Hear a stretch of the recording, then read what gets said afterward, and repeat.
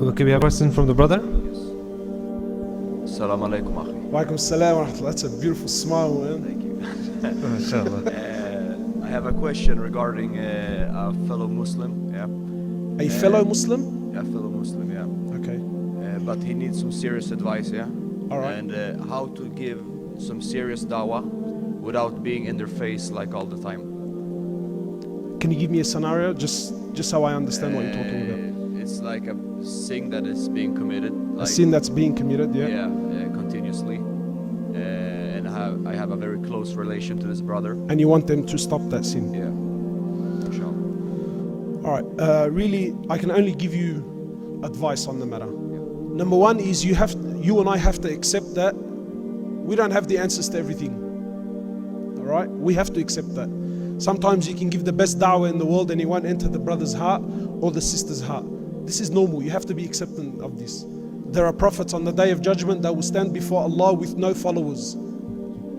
Does that mean that they failed? No way. So you do your part. If the brother or the sister accept, alhamdulillah, they accept. If they don't, well then I've done my part, and really I can only carry on with da'wah and I can only carry on with what dua to Allah subhanahu wa ta'ala and to us. In general, and I'm saying in general, whether yourself or anyone else, one of the biggest problems that we face as, again, I hate using this term, da'is, is, and I'm not saying that you're doing this, wallahi, I'm saying in general, is sometimes we want to impress the person with how much we know about deen. And I want to impress you with the dalil and how accurate the hadith is that I'm giving you, that you are doomed for destruction. This isn't da'wah, man. I believe anyway. Da'wah is when my heart is sincerely burning for your safety. That when I talk to you, I don't talk to you to impress you with my knowledge. Wallahi, I'm calling you sincerely because I want you to be in Firdaus al-A'la. And I feel that da'wah is more effective than anything else. So yes, da'wah, you do the da'wah of the action. Of course, we know that the 3 levels. The best is to stop it with your hand. If you feel that stopping it with my hand is going to cause it, then try to stop it with your tongue. If you feel like I'm trying with my tongue and it's still not working, right, then definitely whenever you do da'wah, it has to be coupled with dua. I can't be someone who walks the streets in the day calling people to Allah, but come tahajjud time, no, that's not the da'wah of Rasulullah sallallahu alaihi wasallam. Rasulullah sallallahu alaihi wasallam walked the streets in the day and stayed up the nights crying before Allah Azza wa Jal. So really these are the things. And sometimes, I'm speaking to you, but wallahi I'm speaking to everyone. We need to accept, I have keys for certain hearts. And sometimes your key won't open my heart. That's just the bottom line. You just have to accept that. That's just how it is, man. So if you feel like, look, I'm trying with this brother, I'm trying with this sister, I don't seem to be getting through, then personally I say stop and don't tarnish that relationship. Stop.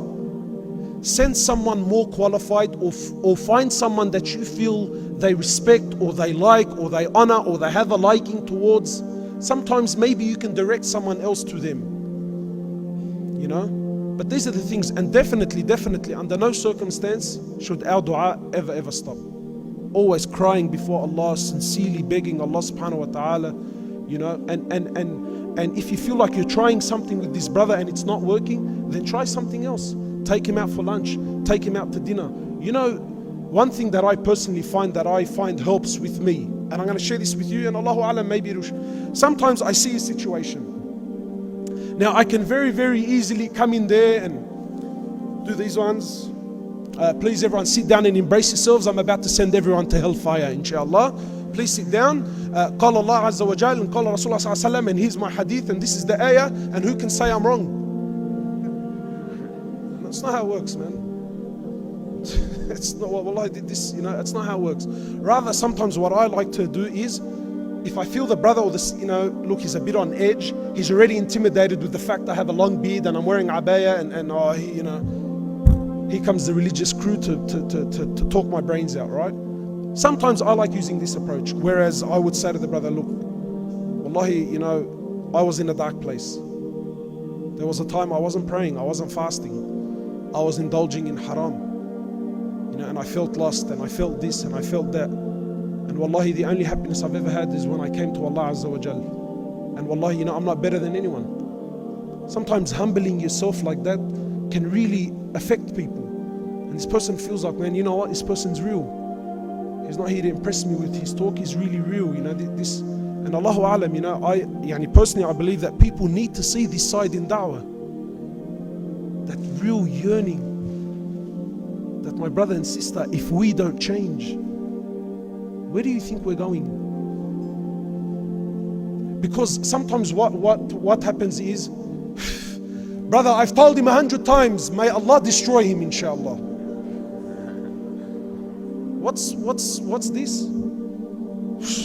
Arrogance, bro. I told him, I gave him the hadith, I gave him the dalil, and he still doesn't want to do it. You know, I used to work for a clothing company. We used to wholesale clothes, right? So we used to have a lot of pretty girls that used to come in and buy. Very, very bad environment. Anyway, so mixing with people, and so I used to have this girl, she used to come in regular. And every Monday, Tuesday, she used to come in, and ya Allah, half an hour, she's going to tell me all about her weekend. Where she went clubbing, and who she sat with, and what she drank. And so one day, wallahi, one day, she asked me, you know what, Muhammad? She used to go to this one particular club, right, that everyone knew. She asked me, you know what? I said, what's that? She asked me, I was thinking over the weekend that if hellfire is like this club that I go to, except the air conditioning isn't on, I don't want to go to paradise, I want to go there.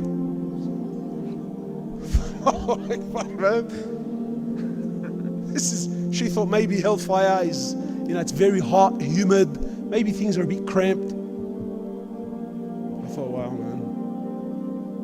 Sister, it's not like that at all, man. You know, Khalidina fiha abada, they are there for eternity. Burning and torture, and so you know, wallahi, nobody wants to be there. Nobody wants to be there. We don't want to be there, and wallahi, we don't want anyone to be there, Muslim and non-Muslim. Wallahi, I don't wish any human being, he could be my worst enemy, he could be someone who on a daily basis plans to kill me and my family. Wallahi, I don't wish hellfire for him. Because I'm not talking about, you know, a couple of years and you're out. That genuine punishment here, man. We ask Allah subhanahu wa ta'ala to save us. So sorry, man, I hope that sort of somewhat answers your. Barakallah fik.